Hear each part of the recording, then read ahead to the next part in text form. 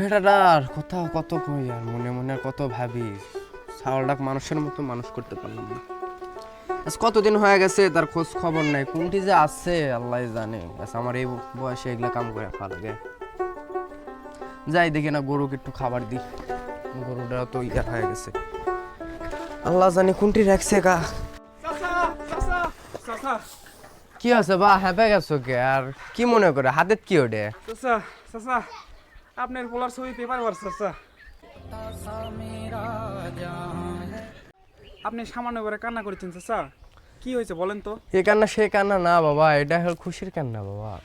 আমি আমার ছেলেটার কথা, কত মানুষ কত কথা করলো, কত বেদব কত কি করলো, সেজন্য ছেলেটাকে আমি ব্যাগ থেকে তাড়াই দিন। আজ কতদিন তার সাথে দেখা নেই, চাচা কান্না কোনো করবেন না। খবর পাইনি। আজ কতদিন পর তুমি একটা খবর দিলে, পেপারে পড়াচ্ছে। চাচা আগে আমার মূল কথা তো শুনবেন চাচা।